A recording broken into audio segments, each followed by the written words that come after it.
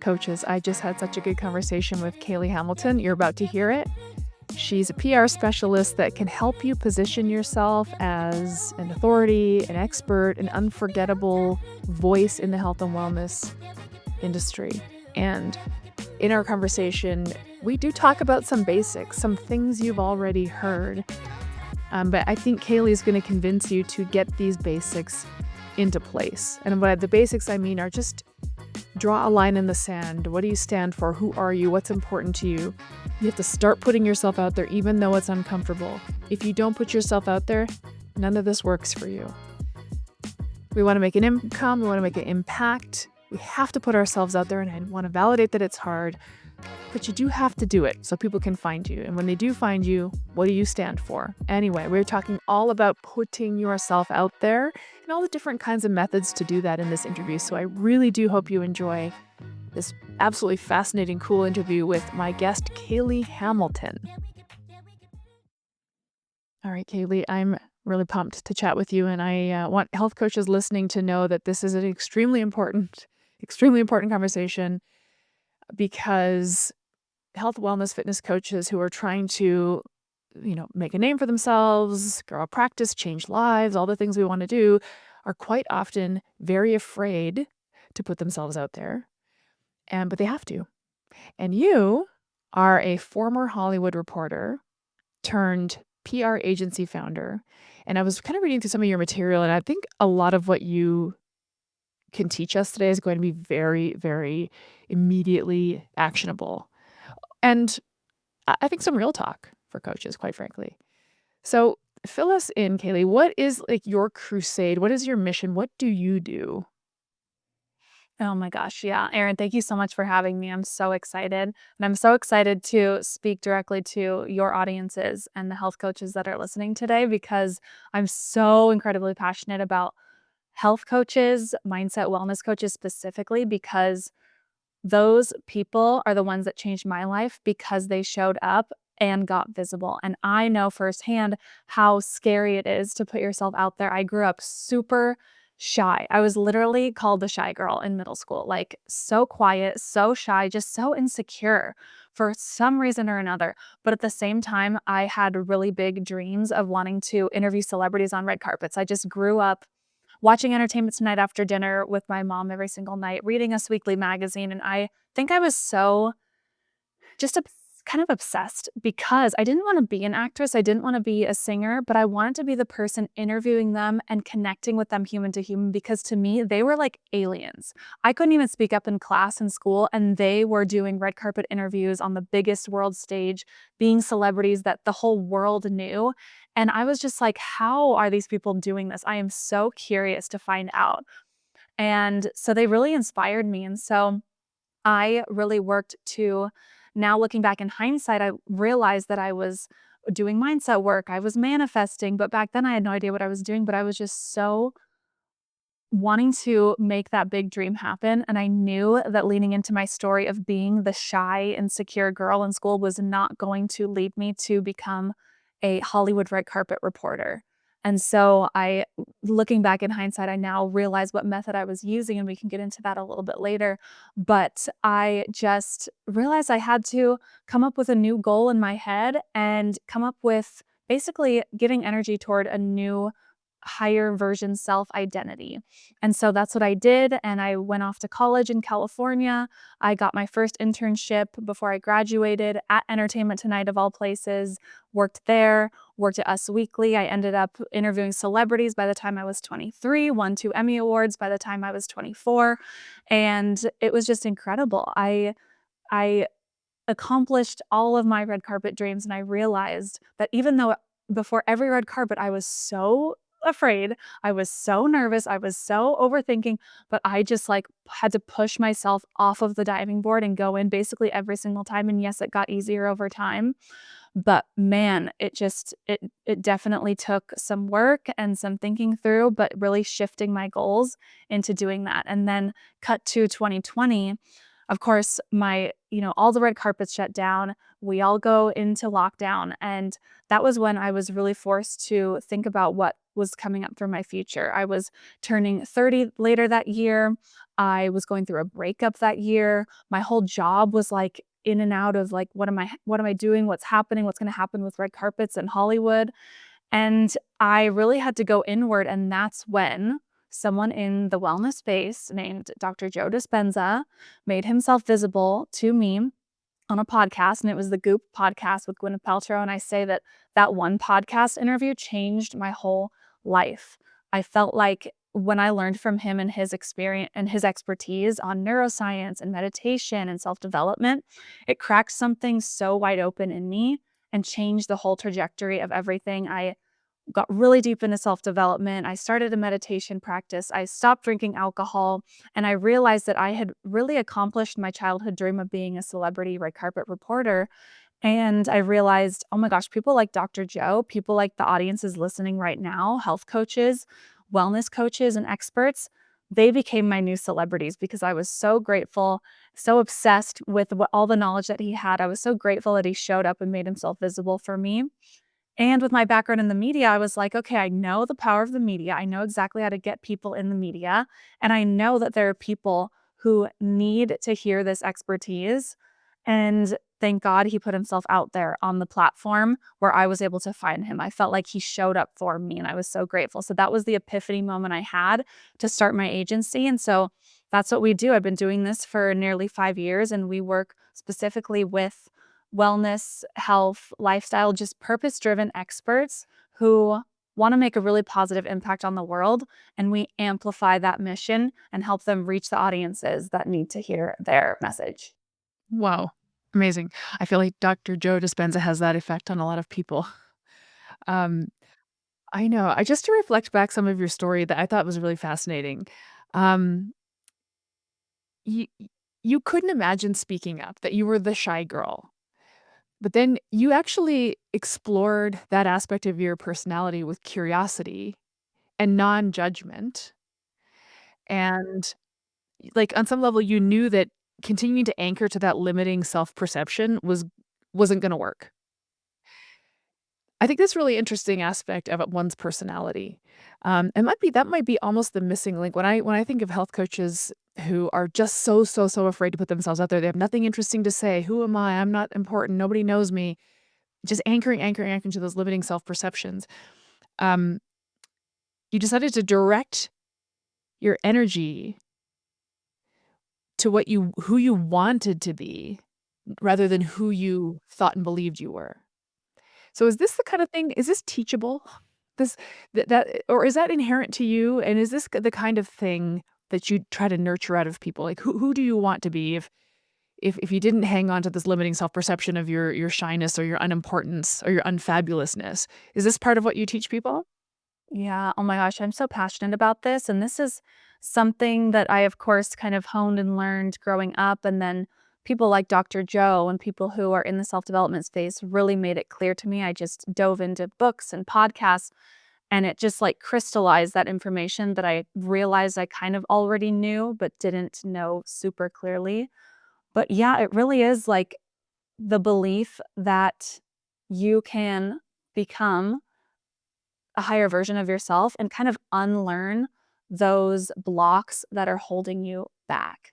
And we don't need to hold on to that identity if that part of our identity is holding us back. If we're feeling like, okay, if I'm like super shy and insecure, obviously that's holding me back from wanting to be a red carpet reporter or own a business or have a big personal brand and being able to impact people's lives.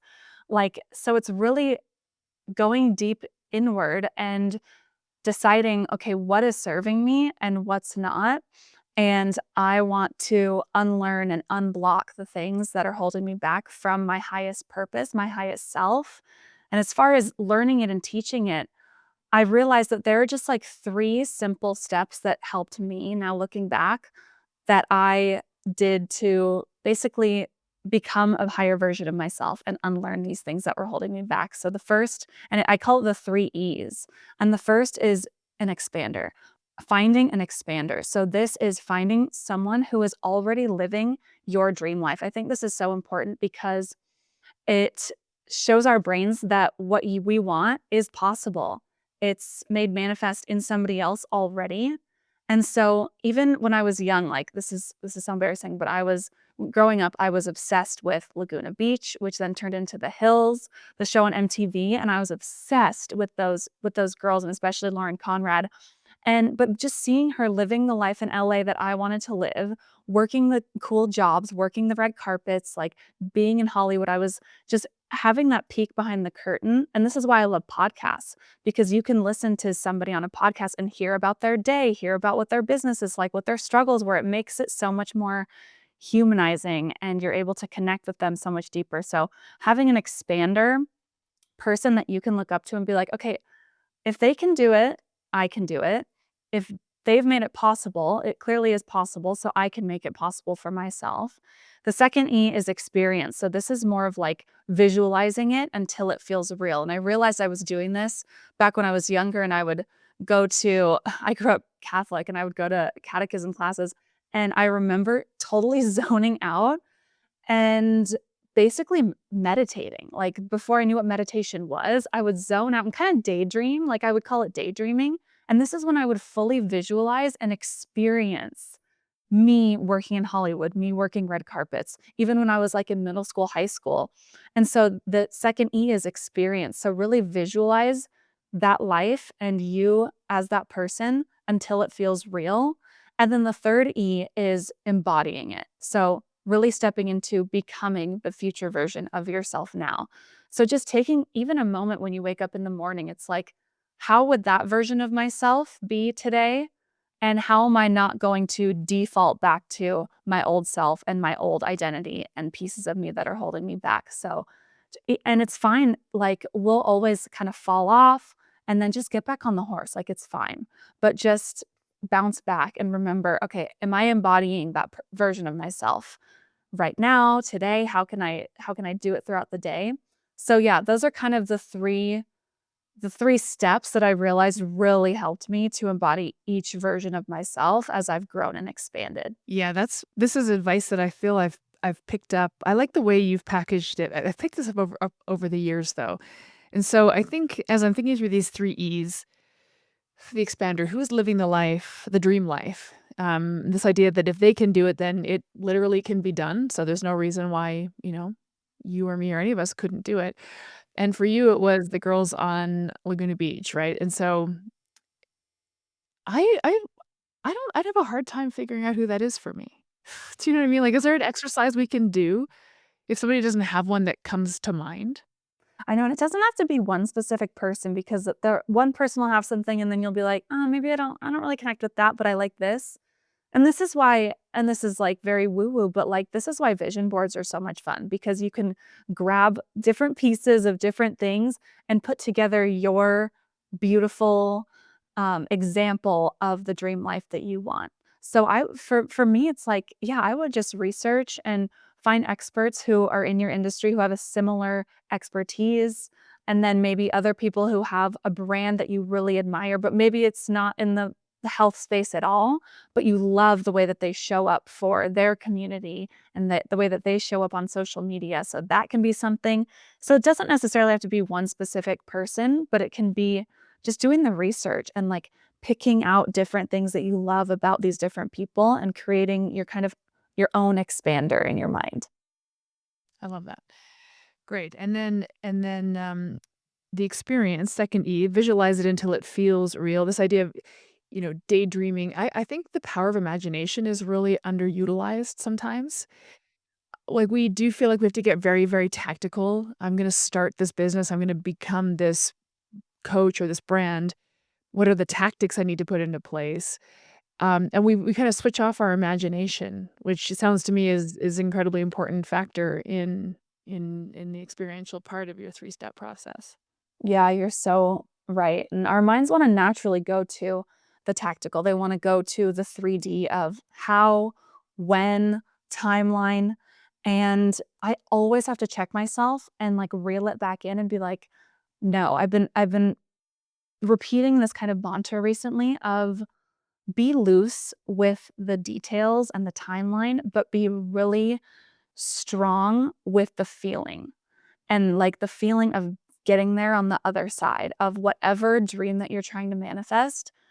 just jump the timeline and go to the end and start to feel what that feels like. And don't think about the how, don't think about the when. Trust that it is happening and coming.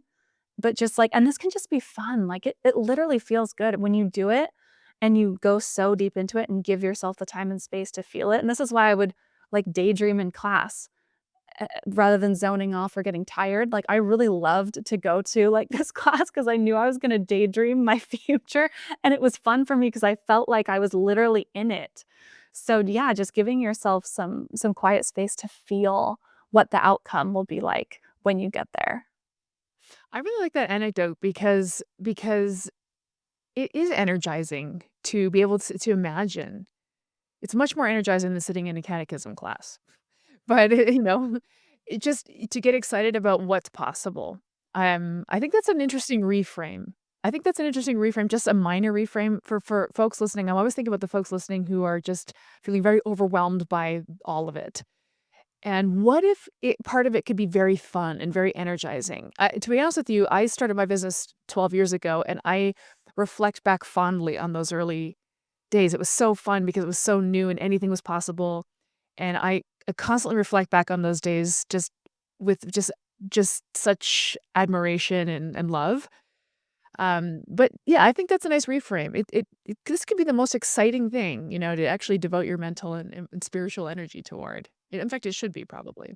I know. You're so right. And I love that you said, yeah, just like using your imagination and getting creative. And that can also come with practice too. It's like leaning into the positive what if rather than the negative what if.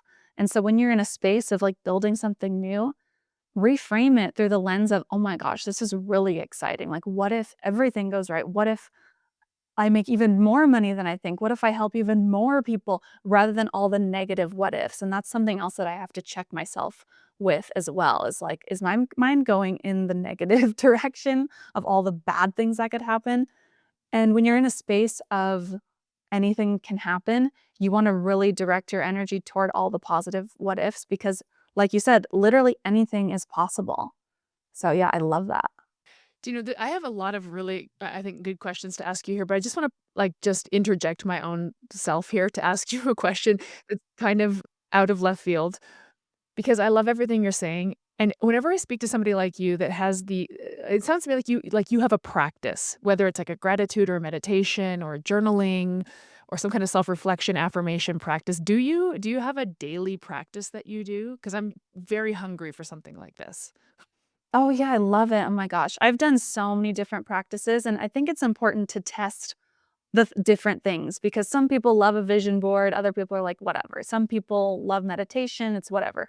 So I've gone in and out of things. And right now, I love the practice of waking up in the morning and before I do anything, before I look at my emails or social media, like I always remember that very first like few minutes of the morning when my brain is just waking up and also right before you go to sleep, that's when you're the most susceptible when you're going through the like theta, beta, all the brain waves.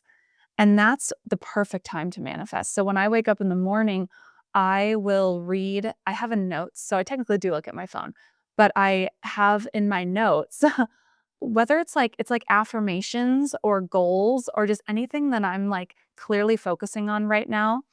And any affirmations or quotes or anything that makes me feel really uplifted and helps me to embody the version that I want to show up as. So I have just a handful of like bullet points in my notes app, and I'll just wake up and I'm kind of groggy and I'll immediately just start to read my goals, my affirmations, and just like think about that and let it sit and really foundationally get in within me as I'm waking up. And so I'll do that for a couple minutes. And then I do like to meditate. I use an app called Activations. And I love this app because if you're someone who doesn't really resonate with sitting quiet meditation, that's only one part of the meditations that are on this app. They're by Mimi Bouchard, who's amazing. I love her. And so she has seated meditations, but she also has walking meditations. She has getting ready meditation. She has, if you're packing for a trip, if you're doing the dishes, like you can just basically listen to these beautiful meditations that have music and affirmations and her really calming voice just in the background. So I'll do this in the morning when I wake up. I'll do it when I'm doing my makeup and just listen to different activations. So that's been really powerful. And then moving my body every day. So I'll do like just some at home, like easy mat Pilates first thing in the morning before I start my day. So I always want to make sure I'm filling my cup first before jumping into work or jumping into my notifications to make sure that I am like elevated and in a good energetic space. And then I can pour from my cup. So those are kind of the practices that I do right now. Those are great. I'm really grateful for the, app recommendation because that's my jam. I need something in my ears while I'm blow drying my hair, which is something I hate doing. But if I can make that sort of a positive enrichment experience and the dishes and driving home from the gym, and that's great. That's a really nice recommendation. And I have heard I love this practice of having the affirmations, the goals, the list, the bulleted list of things to simply just review, every day when you wake up. Like, that's nice because I think what feels kinda daunting sometimes is I gotta write out my gratitudes and my goals and, I don't know, that sounds so lazy for me to say that, but it's just like, I'll do it later," and then I won't, but simply waking up when your brain is in that really absorptive kind of state and just reviewing them, um, it feels like a really nice practice, and it makes me I too often roll over and immediately look at my social media, which is the worst way to wake up your brain. And this is a lot better. I know, and even before bed, I, like, get all riled up if I'm like, "Okay, maybe I'll scroll on TikTok a little," and then I'm cracking up at the videos. I'm like, "Oh my gosh," I'm, like, all riled up, and then I have weird dreams, and I have dreams from the weird random things I was thinking about right before bed. I'm like, "Ah, I need to just do a meditation and really think about what I'm manifesting before bed too, and just, like, seep it into our neural pathways." Out. Well, that's now you get me thinking, what is happening to our brains? Our poor brains are trying to wind down and repair and sleep, and we're watching TikToks before bed. Like, oh no, what what's going to happen to us? Okay, so you've said that being humble isn't serving the people who need you the most. So I actually think this humility is part of what is holding health coaches back. So how can health coaches okay, I think with humility is holding them back, and I said this before we pressed record, there's this imposter syndrome because, like, so many people are in the health and wellness industry. Everybody's already saying everything. I'm not even that interesting. My body's not even that good. All of these things. But how can health coaches reframe the idea of visibility as service rather than ego? Yeah. Oh my gosh. It's like it can be the simplest reframe of first of all, ego is like so in the head and your purpose is like so in the body. So this goes back to the practices of meditation. So when we're in the head and in the ego, it's all about us and protecting us. And of course, we need that to survive. And the ego just wants to protect us. It wants to keep us safe. It wants to just keep us in our little comfort zone, which feels nice. But that's not how we expand. That's not how we get to our next level. That's not how we serve as many people as possible. That's not how we make the biggest impact as possible. So, reframing it to rather than it being, oh my gosh, I have to be in the spotlight, I have to put myself out there. What are people going to say?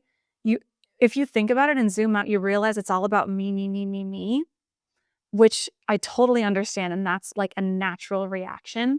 But then to reframe it and think, okay, let me drop out of my head into my body, into my heart, and think, what actually is my purpose? What is my mission? What's my vision for how I want to show up in the world and the impact that I want to make? And who are the exact people on the other side who need my help, who have no idea that I exist, who have no idea that I have this expertise that can absolutely help them. And yes, there might be a ton of other health coaches, but there are people that specifically will want to work with me and be magnetized to me specifically and resonate with me and not resonate and maybe not get the help because they don't really resonate and they're not magnetized to those other health coaches.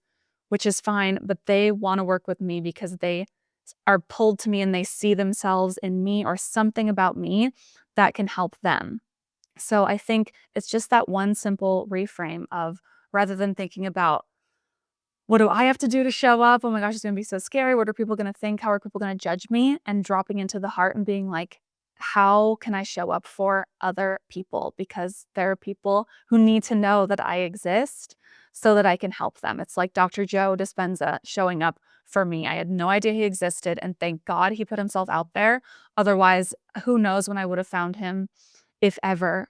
And he changed my life. And I was so, so grateful for that because he put himself out there and made himself visible and talked about his unique expertise. And I was just magnetized to him. So, yeah. Yeah, I mean, that's a great point because Dr. Joe Dispenza's been around and, just didn't ever make it onto your radar until the moment that he did. Do you know what I mean? Like, he's been saying things for years and years and years. And the moment that he showed up in your algorithm, I guess, um, you were immediately magnetized to his message because it was for you. So that makes the case for say it anyway. Say it anyway. No, maybe nobody's listening right now, but when somebody does find you, I always tell my coaches this. I'm like, you've got to start saying things because then when somebody finds you, they'll see what you stand for. They'll be so clear what you stand for. If you say nothing, well, first of all, no one's going to find you algorithmically, but then when they do find you, they won't know what you stand for, and so that just makes the case for, I think, putting yourself out there even when nobody's quote unquote listening. I was thinking about, so I just want to reflect back some of the things we just said. So these are rhetorical questions that I think or maybe non-rhetorical questions health coaches can ask themselves, which is, so staying humble will ultimately keep you hidden, and then what? Like, then what are we doing here? I can be a little tough lovey about this, so my reflections are going to be a little more tough love than the way you articulated them. Okay, you're too shy to put yourself out there, so what are we doing here? Are we just like, you're just gonna get a job then, and we're just gonna forget this whole health coaching thing? Right? And so then it's also like, do people actually need your help? Yes or no? Yes, they do. Okay, then we've gotta do this, right? So it just becomes, I like to put a little bit of a pragmatic spin on it sometimes, like, "Okay, let's just get out of our way and do this." You use the word magnetized, and it made me think of, I think her name was Sally Hogshead. Does that name mean anything to you, Sally Hogshead? That sounds familiar. I'd have to think about that. But a few years ago, she came across my radar, and I don't know what her background is. I should probably look back into her, but she came across my radar much like Joe Dispenza came across yours, because she was talking about how to be fascinating was kind of her message. So how to be fascinating. So when somebody does come across you, there's something, they're magnetized and they want to keep listening to what you're saying. Right. So I think you've given us a lot of like great, so far your 3E method is amazing for getting started in terms of your, connected to what you want and who you want to be and how it is. But ultimately, you run a PR agency. And so to me, PR, and I don't know anything about PR, you're the experts. That's why I want to ask you, but like, is it to position one as a fascinating, magnetizing type of avatar? Do you know what I mean? Like, do we have to sort of amp up our fascination level in order to play algorithmically? Do you know what I mean? Is it making sense? Do we have to become fascinating? Yeah, I think so, but it doesn't have to be from the perspective of, oh gosh, I have to amp up all my stuff. It's more so kind of deleting and getting rid of the things that are holding you back or keeping you vanilla. I think in my mind, it's really leaning fully into your most authentic self, being that person and amping up that person. And it doesn't have to feel like, oh God, this is draining my energy. It should give you energy. And I have this method that I can go through. I call it the Taylor Swift method because everyone knows Taylor Swift. She has the biggest brand in the world, and this is kind of how I like to think about positioning yourself and how to actually ask the right questions to get really clear on how you want to position yourself to be fascinating so that you stand out like somebody like Dr. Joe Dispenza, who stood out to me, who I was magnetized to. I had never heard anything like what he was talking about before, and he just articulated his expertise and his mission in such a way that magnetized me to him. So the Taylor Swift method, it spells out Taylor, Taylor. So the T is, first of all, transparency. So this is letting your audiences see the human behind the highlight reel. So just sharing your behind the scenes moments, like your lessons, your honest thoughts, because relatability and connection on that deeper, transparent level really is a superpower. And you want people to see you and be like, oh my God, that's so me. Like, I so resonate with that. We have that connection. And through that, you build that instant connection and that emotional trust. So with Taylor, it's like she is super vulnerable with her storytelling. She has kind of like journal entry type lyrics. She is very transparent about her personal life. And just things that all of these fans super resonate with. And they're like, okay, I see myself in bits of Taylor. And that's that connection. So T is for transparency. A is for advocacy. So this is really important because you want to stand for something and you want to stand against something. And this will really help you, especially in the health coach space where it can feel saturated. This will help you not be vanilla and help you stand out above the rest. So clarifying your beliefs, your values, your perspectives, and just remembering like thought leaders are not neutral. They have a really clear stance that magnetizes the right people and repels the wrong people. And so for Taylor Swift, we know that she advocates for artists' rights, for female empowerment. We know what she stands for and what she is not standing for. So that's the A. And then Y is your signature. So this can be your signature identity. And this kind of goes back to what you said, dialing up your, like, what makes you really fascinating and really unique. So this can be twofold. This can be your recognizable look and also kind of your vibe and energy that makes you instantly memorable. So visually, this can be something about you visually. Um, it could be something you wear, it can be your hair, it can be just like your signature style, and basically something that you repeat all the time to the point where someone, I like to say, where someone can dress up as you for Halloween. Like Mel Robbins just did a thing where she like walked into her offices and her whole team was dressed as Mel Robbins. They had the blonde straight hair, they had the thick black rimmed glasses. That's Mel Robbins. And so really thinking about what's my look? What's my Halloween costume? And so that's really helpful. And then the other part of your signature is just energetically and your personality. So do you lead with humor? Do you lead with warmth? Do you have a really calm presence? Like whatever, are you really quirky? So whatever that unique personality trait is, really lean into that and own that. And for Taylor Swift, she's known for like red lipstick. She's got the bangs. She's got the sparkly guitar, the sparkly outfits. She's kind of sarcastic. She's really goofy. So all of those little things are her signature. So that's the Y in Taylor. The L is leveraging association. And so what I mean by that is strategically kind of branding up by aligning yourself with people, with platforms, or other brands that are bigger than yours. And so what you want to do is align yourself with them, partner with them. And by doing that, you're borrowing their credibility, and you're amplifying your own visibility and you're tapping into their audiences too, because proximity to power really does elevate your perceived authority. So for Taylor Swift, it was like when she was first starting out, this was brilliant. She wrote the song literally titled Tim McGraw. And Tim McGraw was a huge country star, and Taylor Swift was an up and coming little country singer. And so even just having that song and associating with him, and then she opened for him.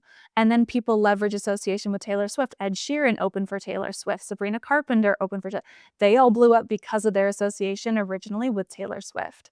So really leveraging that is the L. And then I have two more. O is omnipresence. So this is where you want to be everywhere where your audience already is. So that means consistency. And with consistency, your authority really compounds. And there was actually a really interesting study done by Google where they found, it's called the 7-11-4 rule.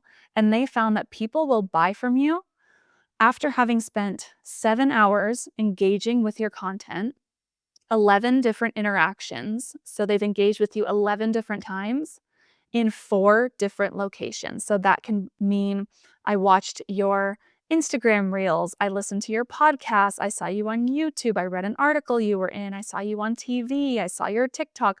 Those are all the different locations. So that's 7-11-4. And that's important because that builds a parasocial relationship that turns strangers into superfans, where again, they feel like they know you. And so with Taylor Swift, like she's constantly visible across her albums and her eras and the media. So omnipresence is the O. And then the R for Taylor is being recognized for one thing.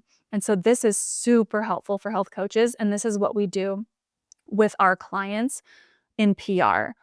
We get really clear on what their signature talent and niche expertise is, and we position them as being known for that thing. And the goal is for your name to really be synonymous with that one specific thing. So, for example, one of our clients, she's a dermatologist, Harvard, MIT trained, all the things, but she specifically is an expert in diverse skin tones. And so just really owning that niche. I have another client who is a fitness and nutrition coach, but she specifically helps women in midlife who are going through menopause. And what's really powerful about her, and same with the dermatologist, she, our fitness and nutrition coach, she has a really unique story where she was really unhealthy. And then during menopause, she got healthy and became a nutritionist and a health coach and lost 80 pounds during menopause. And so that, of course, with her backstory tied to her expertise and her unique expertise was really, really powerful. And so, yeah, R is for recognized for one thing. With Taylor Swift, she's known as the girly pop singer-songwriter that we all know. So that's kind of my structure for really how to ask yourself the right questions for positioning yourself as kind of a thought leader and someone who magnetizes the right audiences. That is amazing. That's so great. I love that. I jotted it all down. Um, I'm just thinking through, you mentioning some clients that you have. How do you work with your clients? How do they work with you? What do you do for them? Because I was just thinking because, for example, leveraging association, the L in Taylor. So, align with bigger brands. So maybe that would be getting on somebody else's podcast or something. Like that's what came to mind when I thought of that, or some kind of collaborative social media thing. But like, are you helping to position your clients with bigger brands? What do you do for your clients? Yeah, we do. We focus on two main things, which is visibility. So bigger visibility, amplified visibility, and authority. So really positioning them as the authority in their space, credibility, authority, becoming the thought leader, being seen as the thought leader. So we do that by securing them earned media exposure. So this isn't them being seen on their owned platform. So that's social media, that's their website. You're on social media, you're telling everybody how great you are. That's great. There's also paid media. So that's paid advertisements. That's you paying for Meta or Google to promote your services. That's great as well. Those are super important. But what we do is earned media exposure. So this is third-party validation and endorsement from a top tier media outlet. So that can be Forbes, that can be Women's Health. So it's articles, whether it's print or online, it's podcasts, and it's TV. And what we do for our clients is we figure out the best way to position them that embodies their highest selves and the version of themselves that they want to be when they step onto these bigger platforms. And then we also pitch stories according to what their unique expertise is to journalists, to TV producers, and to podcast hosts. And so we align our clients and the value that they're able to give to the different media audiences. So then they can show up authentically, share their expertise and their stories. They're able to give a ton of value to the audiences that are listening or watching. And with that comes bigger visibility. They're able to reach way more people and they get an elevated authority, more credibility, because so many people know these big brands. These big brands are really legitimate And by being endorsed by these big brands, it gives them a new level of authority and credibility. It's interesting because, like, I think about I'm curious to know what you think about this in terms of plotting this on a timeline. So I think about, okay, when you're first getting started, you're going to go with sort of owned or like organic, right?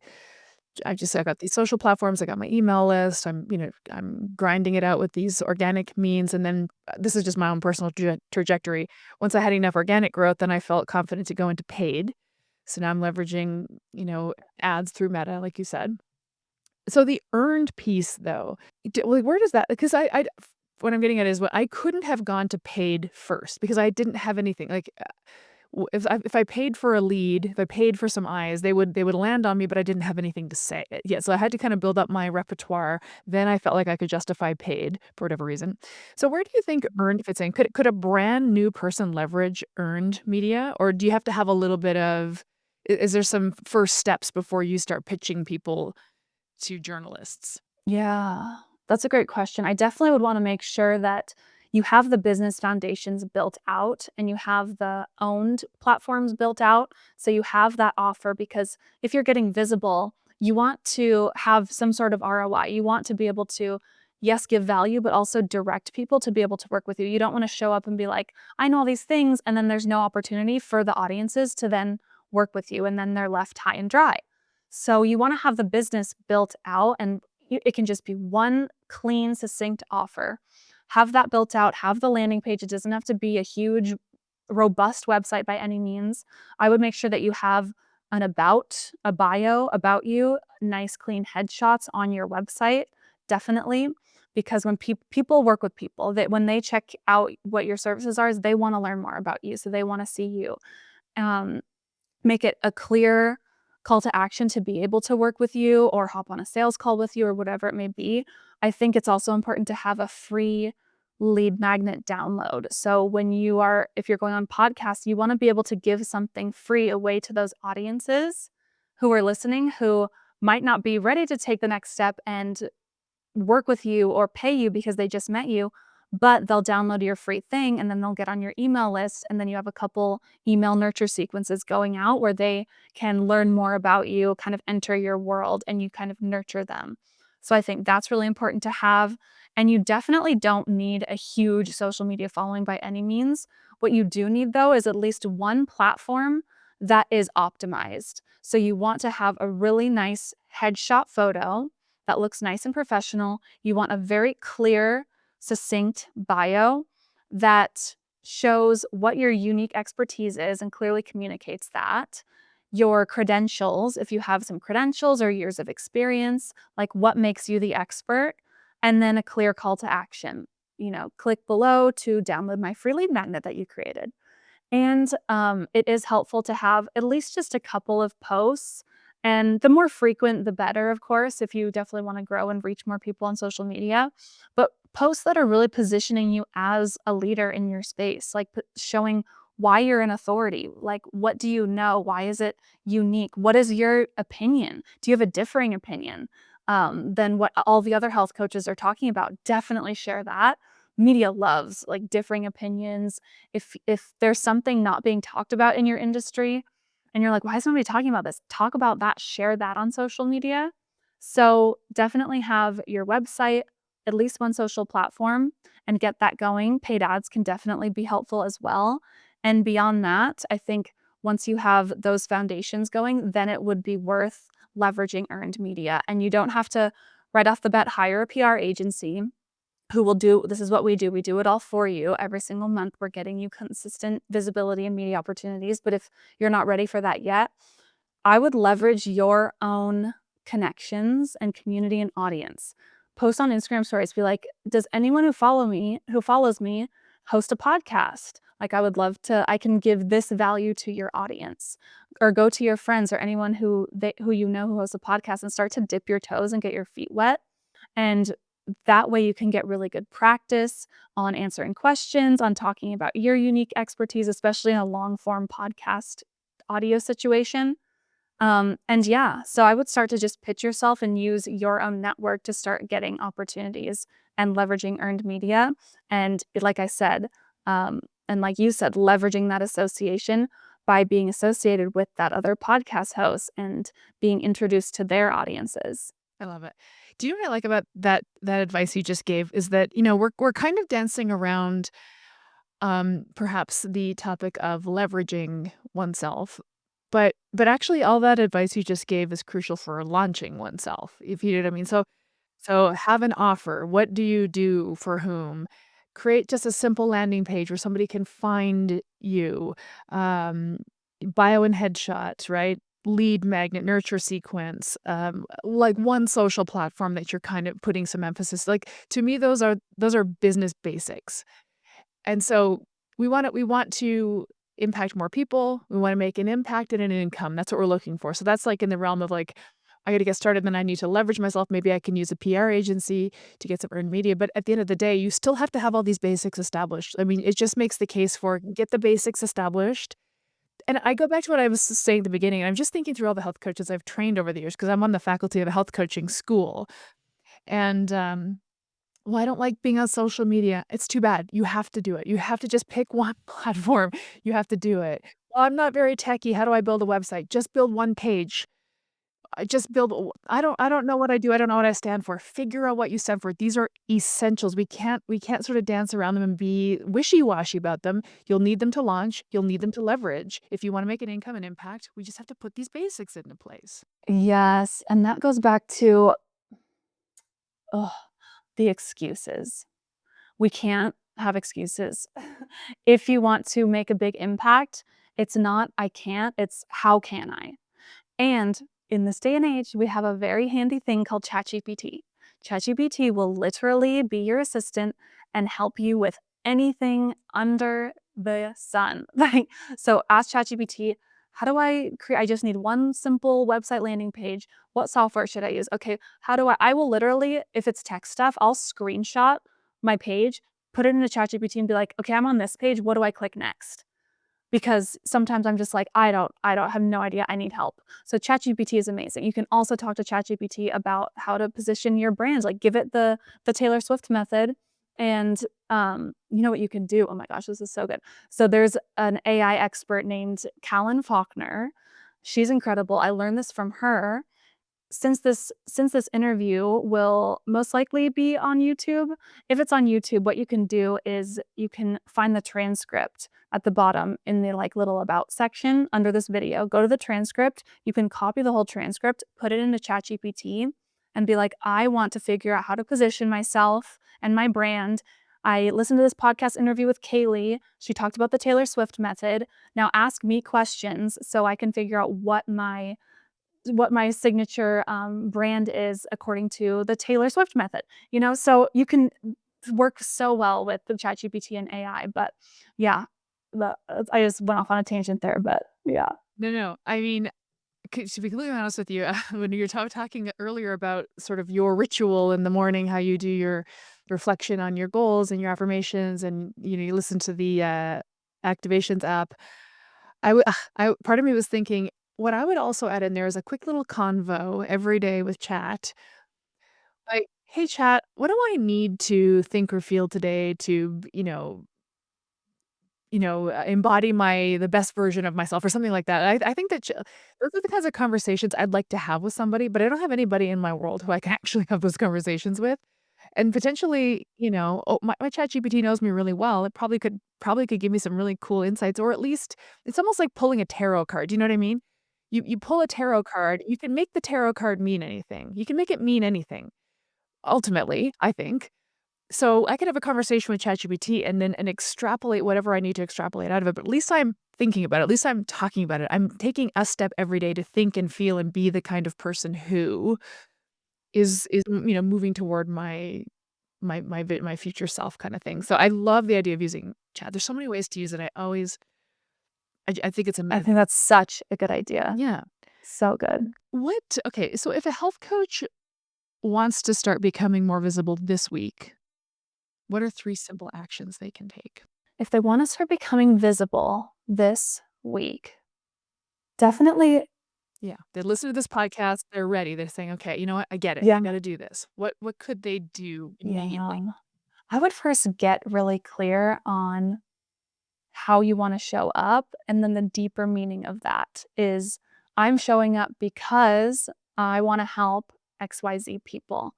And I want to help XYZ people because probably I was helped in some way that relates to what I do. So even like thinking about the past version of yourself, if you can't think of a specific like avatar person, I don't know, but you know who I know I could help now is past version of me. So I'm going to show up for like younger Kayley who needed my advice and guidance so badly and was struggling so much. I'm going to show up for her.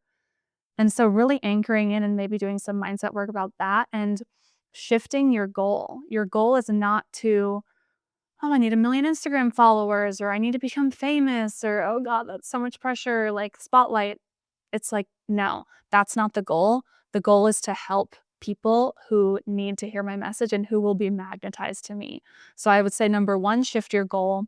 Number two, get really clear on how you want to show up. Use the Taylor Swift method and ask yourself these questions and peel away the bits of your identity and your mindset that are not serving you and dial up the pieces of you that are so genuine and authentic that you really want to lean into, that probably feel like it could feel scary or cringy, or maybe you've been judged for them in the past. Like, lean into those, because those are going to be the things that exactly magnetize the right people. And yes, they might repel people, but they'll repel the wrong people. So it's okay. You don't want those people in your world anyway. It's fine. So dial up those, get clear on that. And then the third one would be to just show up in any sort of way. It's like, just start posting, make one post this week, or ask a friend who you know hosts a podcast that you know you'd be able to give a ton of value to her audience or his audience. Ask them if you can be on their podcast. Just get visible in any sort of way. Reach out to that person that you really admire, send them a DM, and just like give them a compliment, and then put yourself on their radar. Leave a nice comment. Just make yourself visible to in any sort of way possible, and just take baby steps. Like, it's okay to just start with one and then two, and you'll really build that muscle. And then in a couple of weeks, you'll look back and be like, wow, look at how much I'm doing now. And I'm just like so much more. You're like expanding your comfort zone day after day. So those would be my first 3 tips. I love it. I think I jotted this down when you said you have a goal. What I'm really happy about with this conversation, and this is just a personal sort of anecdote, which is I find, because the one platform that I really zero in on would be Instagram. And algorithmically, I'm constantly being told by Instagram coaches how to go viral and, you know, stop the scroll and get people's attention and say polarizing things, et cetera, et cetera. And it feels like, oh, I don't want to do that. But what I do instead when I'm feeling stuck is I just make a post that says the same dang thing I've been saying for the last 12 years. And I think there's actually, from what I'm picking up from you, is there's immense value in having such a strong line in the sand that every time you post, it's kind of just saying the same thing, rather than I've got to say something new and exciting that's going to, play to the algorithm. In fact, putting in one rep of repeating your message is probably even more powerful.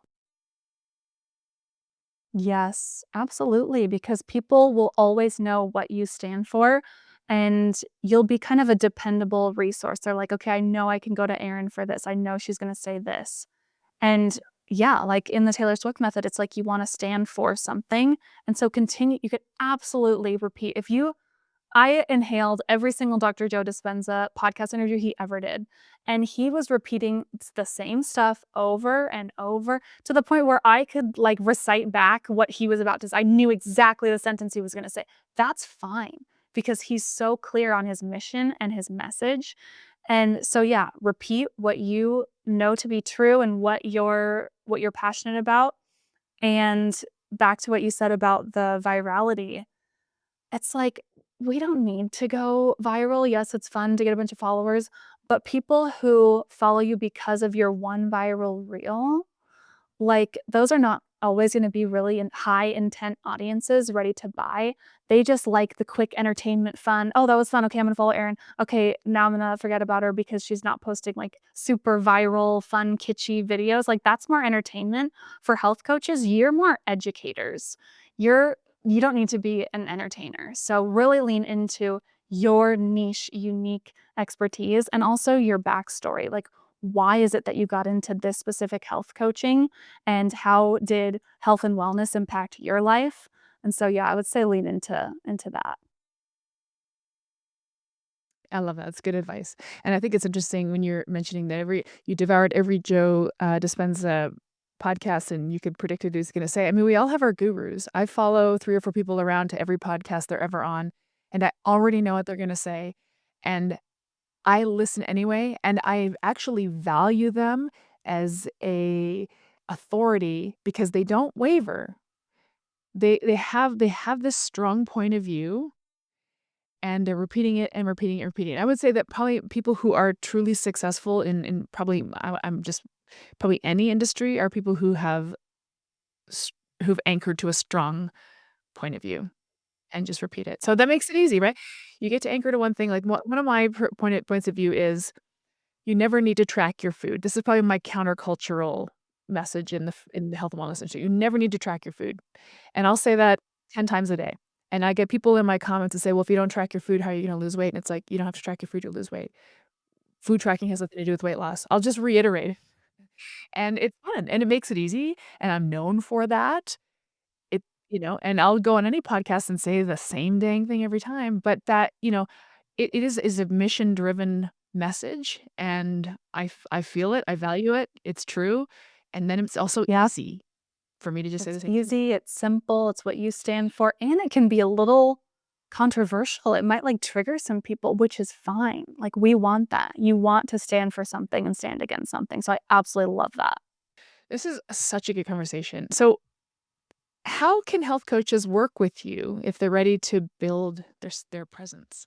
Yeah, oh my gosh. So I do have a free download and I have this guide. It's the 7 red flags to avoid and to avoid if you want to start getting on podcasts. So if you want to start pitching yourself, I go through the 7 red flags that might be holding you back from getting on podcasts and the 24-hour fixes to fix them really, really fast. So if you follow me on Instagram at Kayley Hamilton _ Kayley Hamilton _ and DM me the word podcast or comment on one of my posts the word podcast, I'll send you this free download.